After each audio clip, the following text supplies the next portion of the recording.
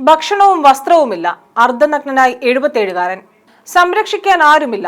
കടത്തിണ്ണയിൽ വഴിയാത്രക്കാരുടെ കനിവും കാത്ത് കീറിപ്പറഞ്ഞ കൈലി മാത്രം ഉടുത്ത് ദിവസങ്ങളായി വിശന്നു കഴിഞ്ഞ രാഘവനെ ഏറ്റെടുത്ത കരുണാലയം അമ്മ വീട്.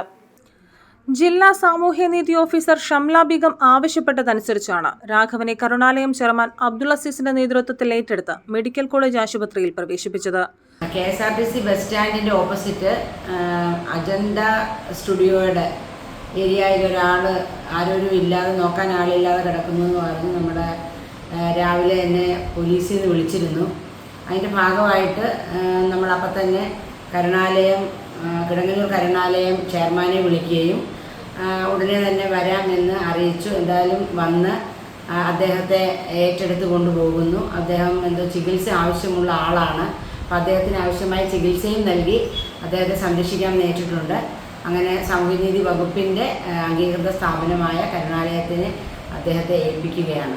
വർഷങ്ങളായി ഈ പ്രദേശങ്ങളിൽ അലഞ്ഞു തിരിഞ്ഞു കഴിയുന്ന രാഘവൻ കഴിഞ്ഞ ചില ദിവസങ്ങളായി പത്തനംതിട്ട KSRTC ബസ് സ്റ്റാൻഡിന് എതിർവശത്തുള്ള കടത്തിണ്ണയിൽ കഴിഞ്ഞുവരികയായിരുന്നു. അവശനിലയിലായ വൃദ്ധനെക്കുറിച്ച് കടയുടമയാണ് സാമൂഹ്യനീതി വകുപ്പിനെ വിവരമറിയിച്ചത്. ഇദ്ദേഹത്തെ ചികിത്സയ്ക്ക് ശേഷം കരുണാലയത്തിലേക്ക് മാറ്റും. പത്തനംതിട്ട SI തുളസിദാസ്, PKS ജില്ലാ president KM Gopi, Ramla baby തുടങ്ങിയവരുടെ സാന്നിധ്യത്തിലാണ് പുതിയ വസ്ത്രം ധരിപ്പിച്ച് രാഘവനെ ആശുപത്രിയിലേക്ക് മാറ്റിയത്.